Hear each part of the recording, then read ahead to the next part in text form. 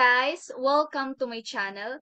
Karon magbuhat og tutorial about one of the most important concept in programming, the stack in Java. Kung ikaw beginner sa coding, this is perfect for you. So first, what is a stack? So ang stack daw is a data structure that follows LIFO or last in first out. Okay. Nata example diri. Example of stack of books, a pile of plates, and a stack of DVD. Diba sa atong kuan, LIFO, last in, first out, so there is a stack of books, kung kinsa daw tong last in, or kinsa tong atong last gibutang, mao to'y atong kuhaon, first out. There is a pile of plates, mao ra gihapon last in, mao atong last gibutang, then first natong kuhaon. Same lang diri as a stack of DVD. Okay, next, proceed. Then, ang atong stack daw na ay operators. Upat kabok ni siya. Ang push, pop, and pick, and is empty. So, sa push, mag-add ta og element. Ang pop, mauna ang mag-remove the top of element. Ang pick, i-view lang nato ang top element without removing it. Dili nato i-delete, ato lang i-view. So, ang is empty, mauna, i-check lang nato kung ang stack naapay elements. Okay, guys, later naatay buhaton sa atong Apache nga code. So, kaniya atong sundon. So, mag-create ta ng stack of size 5. Then, mag-push ta ng 10, 20, 30. Then, mag-pop ta or delete sa atong last element. Then, i-show na to, i-pick ang top element. Pero, dili na to i-remove or i-delete. Then, ang remaining atong i-print. Okay? Naka-open na ta ng atong Apache NetBeans. So, step number 1 is mag-declare ta og class stack. So, mauna ni class stack. Then, sulod sa stack, magbutang ta og variables nga duha ka buo. So, ang gamito nato nga data type is ang integers. So, int top. So, kaning int top, para mahibal-an nato og asa na dapit ang atong pinaka-last nga elements. So, ang ikaduha is ang cap or capacity. So, para mahibaw ang pud nato pila ka elements ang kaya ma-hold sa stack. Then, int array A. So, mao ni siya ang tigbutang sa atong data. So, mao ni ang atong first step. So, step number 2 is constructor sa stack. Public stack and cap. So, nagpasabot kung maghimo ta og stack, dapat iset nato ang capacity. Kung pila ang capacity niya. So, next, this that cap is equal to cap. I-assign nato ang gihatag nga capacity sa atong variable nga cap. And top is equal to -1. So, nagpasabot nga empty ang stack kay wala pa'y sulod. Mao nang -1. Then, E equals new int capacity or cap. Wait, sorry. Cap. So, nagbuhat ta og array nga depende sa capacity nga gihatag.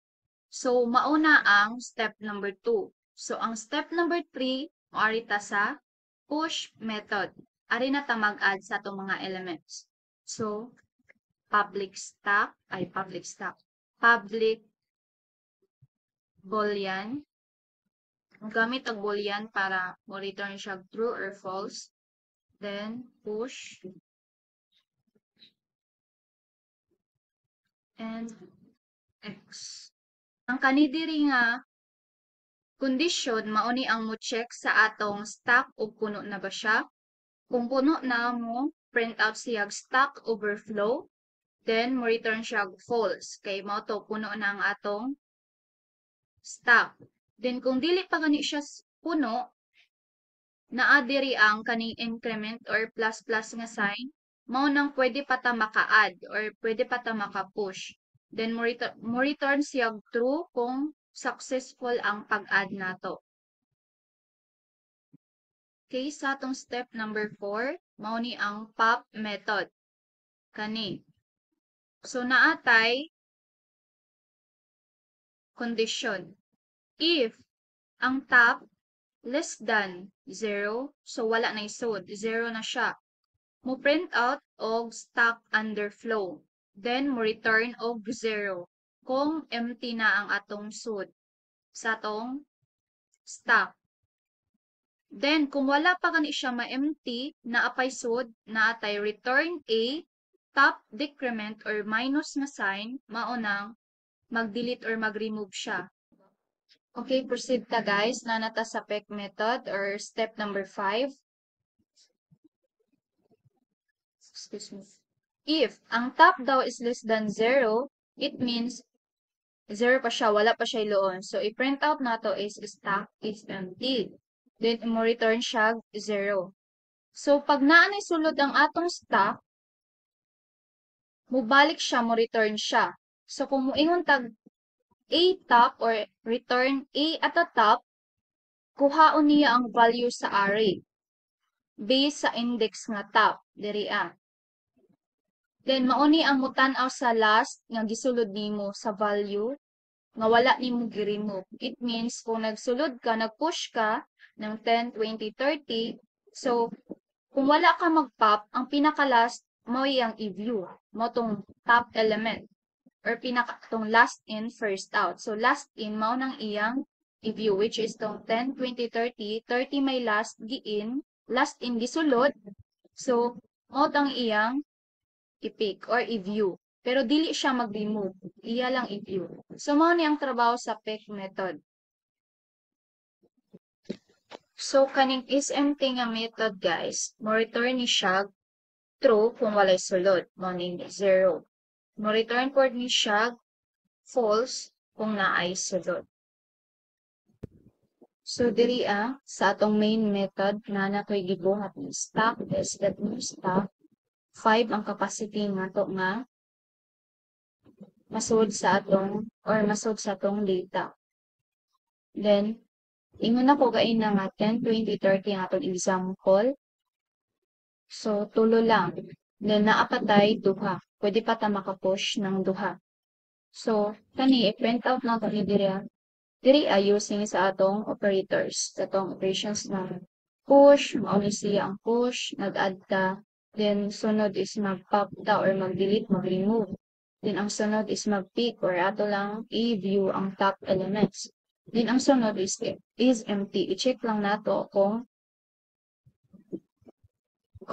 naay loon or wala. Then, so na may loon, so maugyo niya ang iyang i-print out. So, system out dot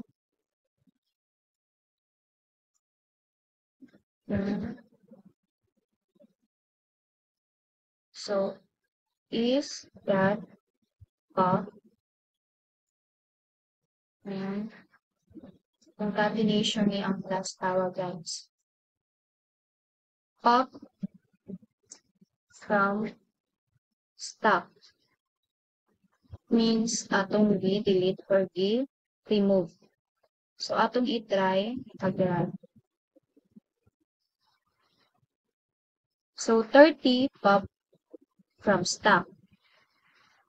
So mauni ang atong remove. Ang ikaduha atong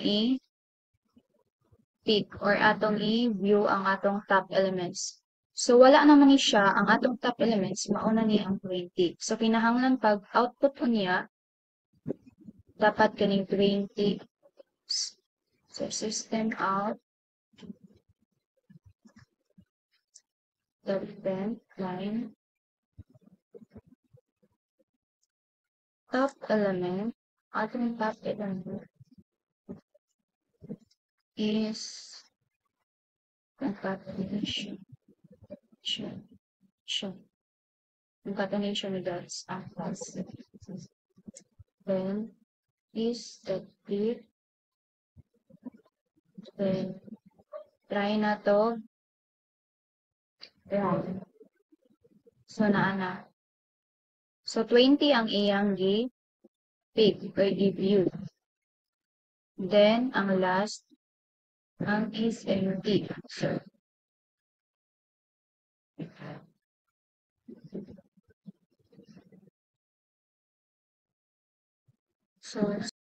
So next is system out of 29.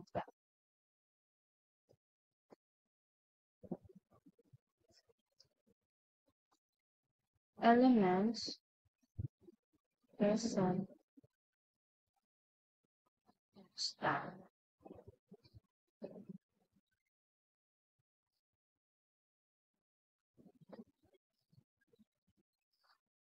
So, magamit tag while condition.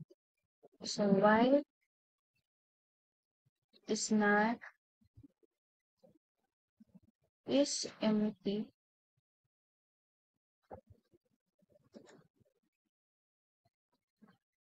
there's something correct in system on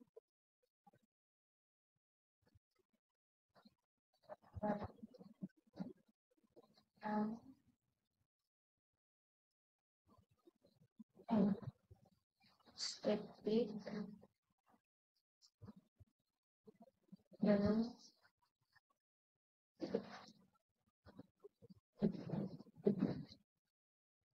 is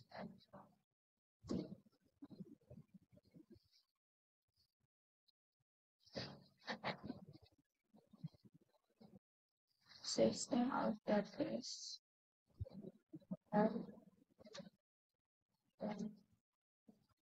so pasabot ani siya guys. So system out of print line elements present in stacks. So ang pasabot ani niya guys sa while na to nga condition. So while naapay luon ang atong or sulod ang atong data or stock is mo print out na siya. I-print out niya ang top o niya iyang ipop. So for example, na to ni siya. So ang 30 mauning gipop na to or i-delete. So ang top element na to kay na-print out mo na dili so mao ni siya ang iyang print. So nag-ingon man ta diri na elements present in stock pero naapay condition nga while. So while naapay sulod ang atong data, i-print out na niya. So i-pick niya ang top elements which is si 20. So iya pud dayon i-delete or i-pop. So kani si 20 man ang atong top. So mao ni siya ang ma-delete o magpadayon ang loop nato. Padayon ang loop. So ang 20 ang ma-pop na pod. So balik na pod ta. Mari na pod ta sa while loop. So naa pang may sulod which is si 10 na lang ang nag-delete. So i-loop gihapon na niya, moari na pod siya diri iya na pod ikuan ang top element nato which is si 10 na lang. So iya na pod i-pop. So hangtod sa wala na isud ang atong data. So mono siya guys ang step by step or break down ang code gikan sa pag-declare sa class, pag-construct sa push, pop, pick, and SMD. So mo ni ang basic way sa pag-implement sa stack gamit ang Java array. Okay, thank you guys sa pag-watch sa akong video tutorial. So don't forget to like, comment, share, and also subscribe. Thank you. Bye-bye.